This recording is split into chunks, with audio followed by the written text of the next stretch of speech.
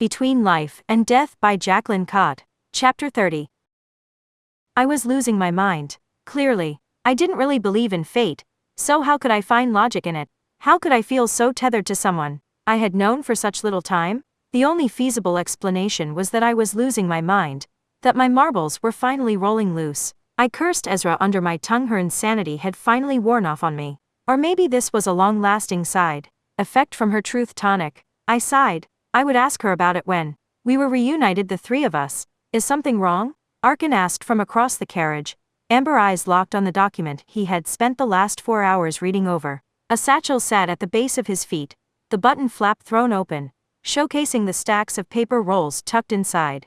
No, nothing, I lied, peering out the window at the vast marshland dominated by waterlogged soil and billowy, swaying reeds. Not wanting the carriage to get stuck, the coachman had kept to higher ground. Unfortunately, that meant instead of cutting right through the marsh, we were forced to go around it. And from where I sat, I saw no end to the treeless landscape. How much longer? I asked, my head rolling back as I looked at him. Another 5 hours or so. We won't arrive at Thornhill until nightfall, Arkin replied, his tone clipped, occupied. He leaned forward, his gloved fingers walking through the papers in his satchel. What are you reading? I inquired, tired of the silence, of my private thoughts. He tilted his head up and smirked. Oh, well, you know, advisor of the king things. The way he said it was like it was some private joke that I was not privy to. Such as? I asked. Reviewing taxes, drafting laws, managing the day-to-day running of the kingdom, Arkin replied, as he plucked a stack of paper from the satchel. Sounds riveting, I replied sarcastically. Arkin didn't reply. I wasn't letting him off the hook that easily. And what of Caleb? Do you know where he is? He spared a glance my way, although he did not look pleased. Yes, I found him. My heart began to race, my mind whirl. Anne? I will tell you later. He reached for another roll. Why not tell me now? I interjected before he could delve back into his work. Forging more laws to rip off the poor could wait. Because if I tell you now, you have no reason to stay. He sighed. Wouldn't that be better for you? Then you could return to your work. I gestured to his never-ending papers. It's not like you are getting anything out of this deal anyway. On the contrary, Sage, I'm getting everything. He stated it as if it were a matter of fact. Dismissing any more conversation, he returned to his papers. I sighed obnoxiously loud, just to irk him, and went back to my private thoughts. The creaking of a wheel that was in desperate need of oil, and the rhythmic clacking of horses' shoes against the grassy, compacted ground provided the only sound for miles. Occasionally, a horse would nicker, coaxing the others to reply at least they were conversing. Not that I could say the same for my traveling companion and me. Arkin was still fully invested in his papers, even though the daylight was nearly gone. I marveled at how he managed to read in the dark. The wind outside started to pick up, gently pushing the carriage from side to side. I flicked aside the curtain, the moonlight tracing the silhouettes of the dark-bottomed clouds looming up above. It's going to storm, Arkin said as he tucked his papers away in his brown leather satchel, that, too, supported the official emblem of the king. He flipped the flap over and buttoned it in place. Another gust of wind slammed against the side of the carriage, causing it to teeter back and forth. I braced myself against the wall, waiting for the carriage to even out. Suddenly, a cracking noise sounded, followed by my sight of the carriage dropping to the ground. I fell into the corner, something hard walloping the back of my head. My fingers weaved into my hair, momentarily rubbing the hurt before I surveyed my hand. Despite the intensity of the ache, there was no blood. Arkin was by me faster than I could comprehend. He offered a hand. Are you all right? I nodded in reply, taking his hand as I returned to my feet. The door swung open, the wind nearly ripping it off. The ruddy face of the coachman looked frantic as he shouted above the roar of the wind.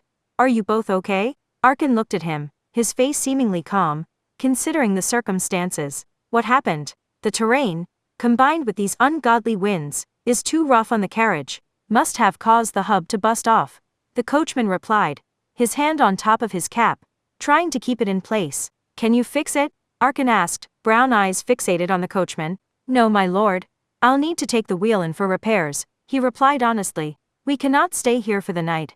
Arkin said more to himself than us. Unhook the horses. We will ride them the rest of the way. In this wind? I exclaimed, shaking my head. Would you prefer to stay here? Arkin asked, a red brow raising in challenge. Another blast of wind slammed into the carriage, this one far worse than the others. He was right.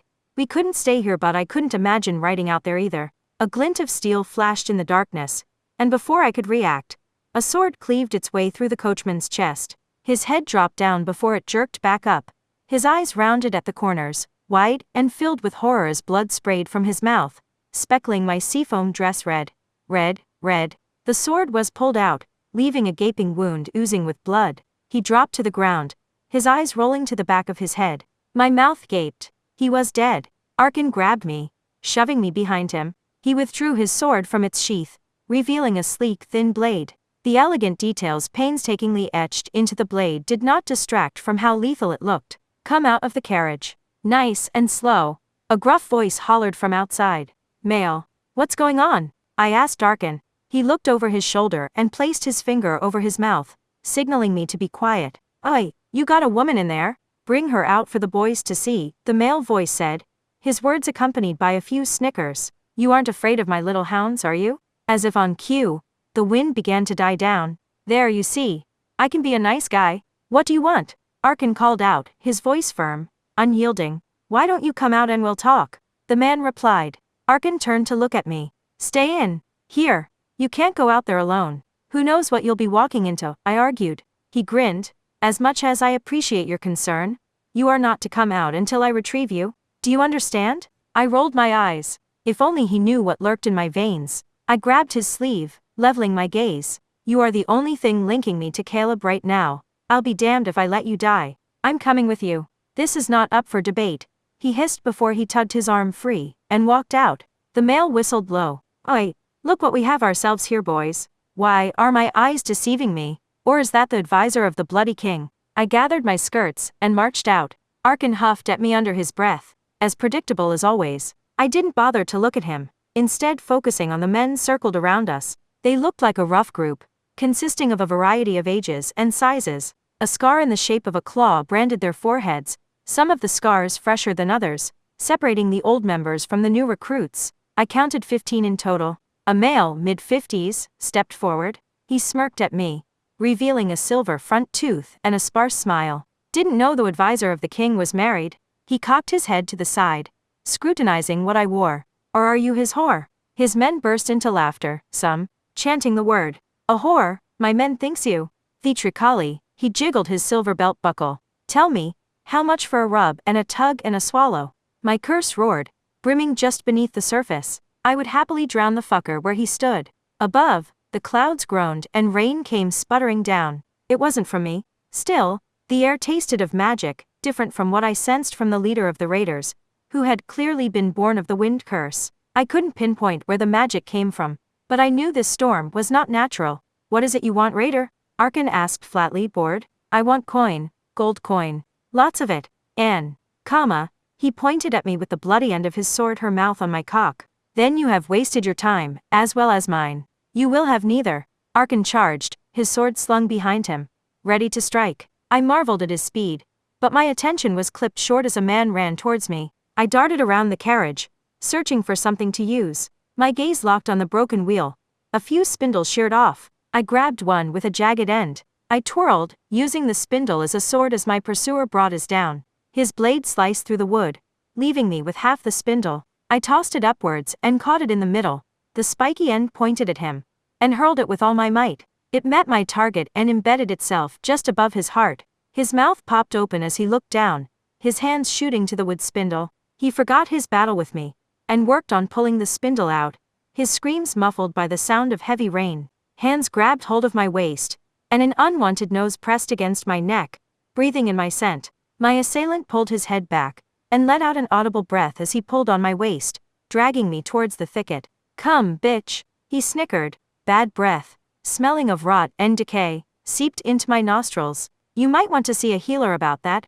I choked out before I rammed the back of my skull into his face. He stumbled backwards, his hand shooting to his forehead. I wound up my quadriceps and punted his hand, knocking his sword into the air. We raced towards it, but I was faster, catching it before it hit the ground. I whirled, pointed the blade at him, and smiled ever so sweetly. Come, bitch. He gritted his sparse teeth, and then charged. Like a matador, I jumped out of his path, my new sword biting into his flesh as he sailed past me. He fell to the ground, hands clasping his stomach. Arkin yelled, The sound so loud, it cracked like thunder. I ran to the other side of the carriage, adrenaline filling my veins. And that was when I saw him, bent and on his knees, crawling in the mud.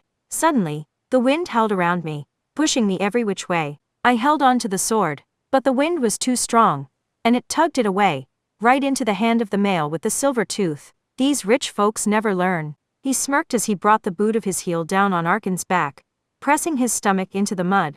He raised the sword, preparing to bring it down on Arkin's neck. Deals off. Deals off? What did that mean? I didn't have time to contemplate it. No! I screamed, my curse breaking free. I hurled a throwing star made of water directly at the man's wrist. His wind curse pushed hard, and it was just enough to knock my star off course. It flew right on by, a hair's width away. He cocked his head to the side, eyeing where the throwing star had nearly hit. He jerked his gaze back to me before he shouted, "Get the water, bitch." Arkin's gaze met mine, a look of written on his muddy face. Shit. He'd seen my water curse. Suddenly, Arkin shot to his feet, the man's weight no longer able to hold him down. Where had this sudden strength come from? I jerked back as a blade went sailing but, a few inches from my face, my hand shot to the side, producing a water chain thin and elegant, the molecules forced together, packing it like ice. I wrapped it around the neck of my assailant. I tugged, bringing the large oaf to his knees. His stubby fingers gripped at the chain, trying to remove it. I pulled it tighter until he turned blue. As he slipped into unconsciousness, I let it fall loose. Cool steel chewed into my arm. I grimaced, my hand shooting to the gaping, blood-pooling wound that now occupied my right forearm. 4 men circled me, their bloodthirsty blades tipped, at the ready. I spread my feet apart and cinched up my chain, waiting to see which one would charge. I bet on the lanky, younger-looking one. What he lacked in age, he made up for with long limbs and sizable feet. Judging by the sneer topped with a dusting of peach fuzz, he looked like he had something to prove. Sure enough, he charged, his feet slapping like flippers against the ground. Bingo! We have a winner. Before I could react, Arkin was there. He rammed his shoulder into the younger one, the force of it like a landslide taking out an unsuspecting, grass-nibbling hare. I had never seen someone fly before, that was, until now. The boy was airborne, his body sailing until he came to a skidding stop on the ground, the back of his head ramming against a time-worn boulder. I tore my gaze from the boy, looking at Arkin, who was already working on the other 3 robbers. He moved so fast, it was hard to track him. In a blur of movements, lethal and precise, he brought them to their knees. They cried out, begged, a plea for mercy, their weapons thrown in defeat on the rocky ground. But with his face painted in the colors of war, blood, and mud, and gore, Arkin did not concede. One by one, he cleaved their heads straight off their necks. I gasped, stepping back, tension tightening my shoulders. Headless bodies slunk to the ground, blood shooting and spraying from severed arteries, pooling out. The sight of it was gruesome. "You are bleeding," Arkin said as he walked towards me, eyes on my wound, cleaning the weapon of decapitation on his sleeve. I ignored the blood, the gore, the brutality, the lack of empathy. It was something I would visit later, when I had time to think. Instead, I focused on the torn fabric at his waist. "You are too. You are cursed." His brown eyes met mine. He emphasized the middle word, as if it confirmed something he had already suspected. There was no denying it, no lie I could try to pass. There was only the truth. I tilted my head, armoring my tongue with pride. I am. Silence drifted between us, hanging on the quiet night air, the wind, but a whisper now. I waited to see if he would try to strike my head clean from my neck, just as he had done to the men mere seconds ago. Waited to see if he would drag me to the pyre, and set my body aflame. But instead of all that, he offered his hand. "Come, we will take the horses the rest of the way, and find an inn to stay at." I eyed it suspiciously. "Rooms apart, right?" He gave me a funny look, like he had no intention of sleeping in the same room as one. "Yes, apart." I took his offered hand. "Fine." The truth. Nothing about this was fine.